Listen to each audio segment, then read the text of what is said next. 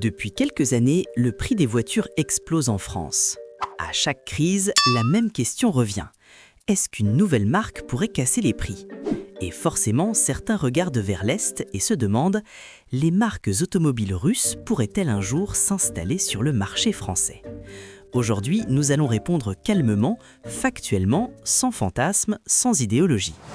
Quand on parle de voitures russes, il ne s'agit ni de luxe ni de sport. On parle de voitures populaires, simples, robustes, abordables. En quelque sorte, l'équivalent russe de ce que Dacia représente pour l'Europe. La question n'est donc pas « sont-elles belles ou désirables ?», mais plutôt « peuvent-elles exister en France ?» Les marques russes existent-elles vraiment ? Oui, la plus connue s'appelle Lada, propriété du groupe Avtovaz. Ces voitures sont conçues pour être simples, robustes, peu technologiques, capables de résister à des routes difficiles. En Russie, elles sont faites pour durer, pas pour séduire. Mais exister dans son pays n'est qu'une chose, entrer sur le marché européen en est une autre. Le mur des normes européennes. Pour vendre une voiture en France, il ne suffit pas d'avoir un modèle solide. Il faut respecter des normes de sécurité extrêmement strictes, passer des crash tests européens, se conformer aux normes environnementales sévères, intégrer les systèmes d'assistance obligatoires. C'est là que le problème commence. Adapter une voiture simple à toutes ces exigences demande énormément d'argent, énormément de temps. Et malheureusement, cela détruit l'avantage principal de ces marques, le prix abordable. Le problème technologique.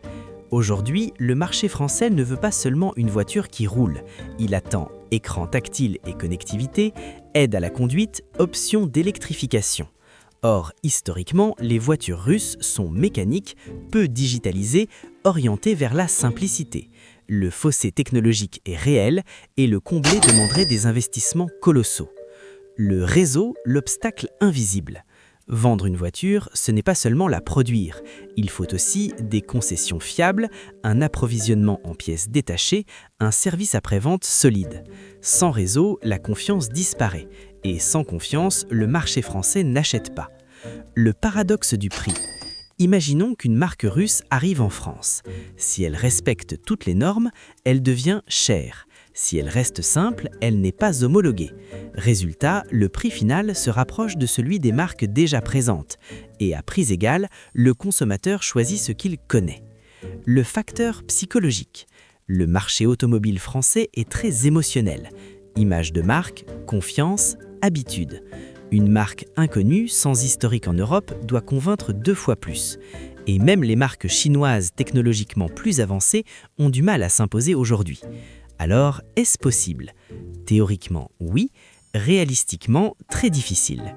Pour qu'une marque russe réussisse, il faudrait des partenariats solides avec des acteurs européens, une stratégie à long terme, une transformation complète des produits. Le vrai danger pour les constructeurs français ne vient pas de Russie, il vient d'ailleurs et il est déjà là. C'est ce que nous analyserons dans la prochaine vidéo.